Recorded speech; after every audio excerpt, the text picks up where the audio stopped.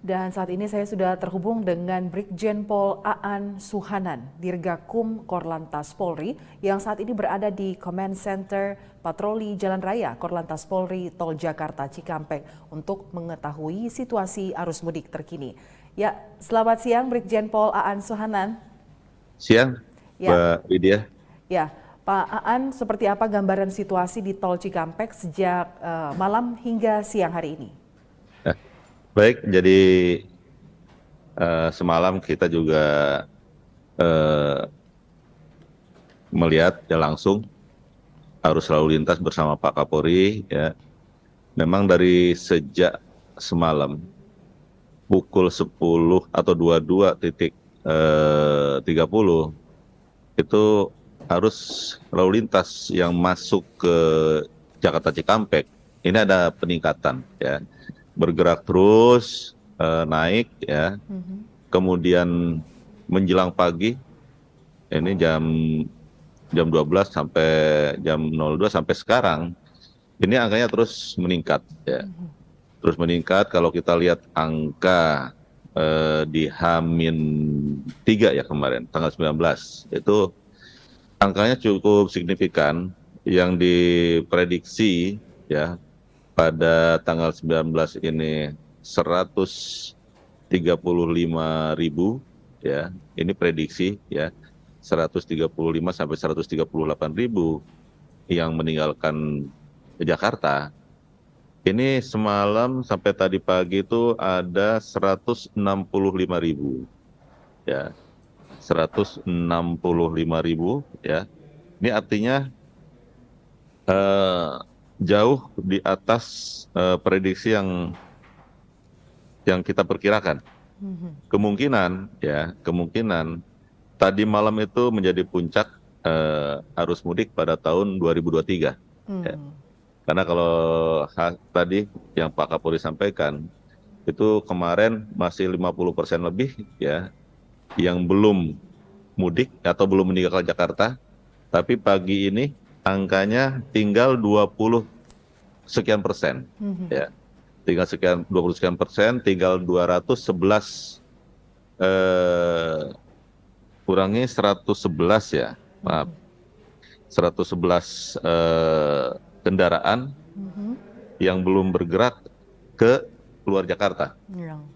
Nah, Baik, ini artinya 2 hari ke depan ya. ini mungkin rata-ratanya di angka 70.000, ya, 70.000 sampai 80.000, atau mungkin bisa juga berkurang, ya, atau bisa bertambah apabila masyarakat yang belum keluar Jakarta ini menghabiskan di nanti malam atau hari ini, ya. Kalau hari ini semua dari sisa yang belum keluar Jakarta, berarti ini pun belum melampaui puncak yang tadi malam, ya. Ya. Artinya mudah-mudahan, ya, mudah-mudahan arus lalu lintas Jakarta Cikampek sampai ke arah timur ini pelan-pelan akan mengalami penurunan, ya, kalau prediksi kita sampai siang nanti, sampai sore, ya. Iya. Mudah-mudahan kalau angkanya terus menurun, kita akan selesaikan untuk one way maupun kontraflow ini lebih cepat. Tapi kalau nanti kita lihat 3 jam berturut-turut pada sore hari, ini biasanya sore hari akan meningkat kembali. Atau malam hari, jam 7 itu akan meningkat kembali. Kalau jam 7 malam selama 3 jam berturut-turut angkanya terus naik, bisa saja nanti ini diteruskan. Jadi sangat situasional untuk rekayasa lalu lintas yang kita lakukan. Baik. Tapi pagi ini, Mbak Widya, ini Iya. sudah mulai berangsur turun, ya. Sudah bisa kendalikan, kita bisa tarik, ya. Untuk arus di sebelum 47 ini sudah ekornya sudah mulai sedikit, ya. Kemudian Cipali juga sudah mulai apa lancar, ya. Kecepatan juga bisa maksimal. Ini tandanya arus lalu lintas di 2023 ini semakin membaik ini, ya. Baik. Nah, kemudian Pak Aan, di titik-titik mana saja yang terlihat kepadatan jumlah kendaraan? Eh, Punya pelambatan, ya, atau Iya, gimana? pelambatan. Eh, jadi tetap ini, Mbak rest area ini masih menjadi trouble spot ya. Mhm. Seperti 57 ya. Ini kilometer 57 di Jakarta Cikampek di A. Ini juga semalam mengakibatkan terjadinya pelambatan Oh. ya. Sampai menjelang subuh, sampai menjelang sahur, Mbak. Ini terjadi pelambatan ya. Terus sampai ke belakang sampai ke kilometer 36 kalau tidak salah ya. Mhm. Itu akhirnya terjadi kepadatan ke belakangnya. Mhm. Penumpukan kendaraan ya, Pak, ya? Kemudian ya ada penumpukan di belakangnya. Kemudian di rest area 86, 102 juga sama. Perilakunya Mhm. seperti itu ya, terjadi pelambatan. Namun untuk 86, 102 ini kalau kita lihat eh, apa lihat eh, dengan tahun lalu dibandingkan dengan tahun lalu, ini jauh lebih baik untuk 102 maupun 86. Mhm. Artinya eh, perlambatannya itu tidak separah tahun lalu. Ini masih bisa kita kelola ya, sehingga arus di Cipal ini hampir pasti tidak ada permasalahan. Nah, Namun tadi malam ada kecelakaan ya, ada kecelakaan di kilometer 84. Ini juga berakibat terjadinya pelambatan. mhm. Namun petugas kita dengan teman-teman dari pengelola jalan tol cepat untuk melakukan evakuasi sehingga ini cepat terurai Mhm. untuk kemacetan di Iya. 84. Ya, Pak Aan, tentunya rest area yang Anda katakan tadi yang hingga saat ini masih menjadi trouble spot itu yaitu yang menyebabkan penumpukan ataupun pelambatan kendaraan itu sehingga seperti apa pihak kepolisian mengantisipasi agar supaya rest area ini kedepannya tidak menjadi kendala dalam pengaturan arus mudik ke depannya. Jadi sebenarnya kita sudah kelola untuk rest area ini ya. Kita bekerja sama dengan pengelola rest area, membuat rekayasa lalu lintas di dalam rest area ya. Mhm. Kemudian kita juga menambah personil ya, Iya. personil untuk mengatur arus lalu lintas di depan rest area. Kemudian di Cipali juga sudah menambah satu lajur ya di depan rest area ini. Sehingga sebenarnya ini sudah kita kelola dengan baik. Mhm. Namun masih ada perilaku ya, perilaku para pemudik ini memaksakan berhenti di bahu jalan Hmm. ya. Karena menjelang sahur ya, mungkin akan melaksanakan sahur. Mhm. Ini biasanya jam-jam tersebut ya, Hmm. eh, para pemudik memaksa untuk berhenti sejenak Berhenti, ya. ya di bahu jalan. Ini yang berakibat terjadinya pelambatan ke belakangnya. Mhm.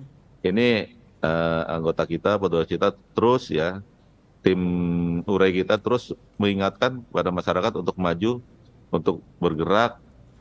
Kalau rest area penuh, keluar di gate yang terdekat, bisa melaksanakan sahur di luar jalan tol ataupun istirahat di rest area yang ada di sekitar arteri. Itu Mhm. yang kita lakukan. Namun karena volumenya cukup banyak tadi malam ini, itu angkanya sampai 163 lebih ribu ya untuk pemudik pada malam tadi sampai pagi. Ya, Pak Aan, kemarin kami lihat dalam tayangan masih banyak pemudik yang belum menggunakan atau memaksimalkan one way. Terlihat dari gambar yang menunjukkan jalur one way itu sangat lancar, sementara di jalur sebelahnya sangat padat. Apakah saat ini sudah lebih dimanfaatkan secara optimal oleh para pengendara? Ya, jadi memang kita akhirnya membuat kanalisasi, Mbak. Mhm. Kanalisasi untuk memaksimalkan jalur Bandung ya atau jalur yang sebelah kanan dimaksimalkan oleh para pemudik sehingga kita melakukan kanalisasi di gerbang tol Cikatama ya. Mhm. Cikatama prosentasinya kita perbanyak yang ke jalur B. Mhm. Ini gambar yang kita lihat, ini biasanya menjelang rest area, ya, menjelang rest area ada perlambatan, kemudian pada saat kita normalkan, artinya tidak membuat kanalisasi di gerbang tol Cikatama, Mhm. ini berakibat terlihat ya, terlihat sebelah kanan kosong, sementara sebelah kirinya atau di jalur Ambon ini kelihatan penuh. Padahal kita sama itu. Awalnya sih sama di gerbang tol itu, tapi karena di sebelah kiri ada pelambatan, ya, Oh, akhirnya terjadi kepadatan ke belakang. kepadatan.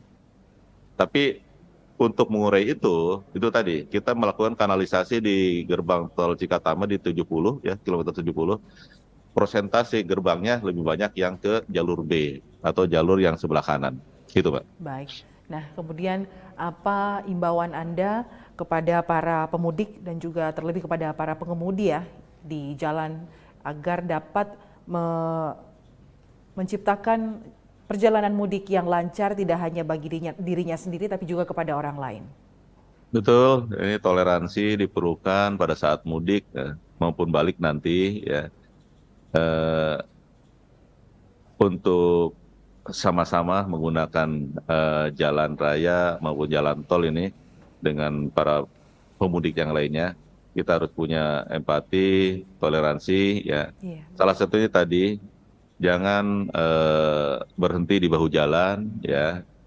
Kalau tidak ada hambatan yang memang tidak bisa dilanjutkan, ya jangan berhenti di bahu jalan karena itu berkontribusi terhadap terjadinya pelambatan, ya, terjadinya kemacetan di belakangnya. Kemudian hati-hati di jalan, tetap ikut aturan petugas lalu lintas, ya, tetap jaga kecepatan, tetap jaga kondisi kesehatan, ya, Iya. karena untuk perjalanan jauh ini diperlukan stamina yang baik, yang bagus, ya, sehingga bisa tetap berkonsentrasi untuk mengemudikan. Kalau lelah, berhenti, Beristirahat. ya, tapi berhenti di tempat yang betul-betul aman, jangan di bahu jalan. Betul. Ini berakibat bisa kecelakaan maupun kemacetan. Berhenti silakan kalau rest area penuh, silakan keluar di gate terdekat di depannya, berhenti sejenak di arteri, di situ juga disiapkan rest area. Setelah segar, setelah stamina oke, baru melakukan perjalanan lagi, masuk tol lagi, silakan. Iya. Itu saya kira, Mbak. Iya. Karena terkait perjalanan mudik tahun ini, perilaku berkendara kita juga sangat berpengaruh kepada kelancaran arus mudik itu sendiri ya Pak ya? Betul, betul, Baik. betul. Tadi di samping bahu jalan, tertib lajur, ini biasanya zigzag dari bahu jalan masuk ke tengah, itu juga mengakibatkan pelambatan, sehingga terjadi kemacetan. Baik, terima kasih Brigjen Pol Aan Suhanan yang sudah bergabung bersama kami di Presisi Siang. Salam Terima kasih. presisi. Salam presisi.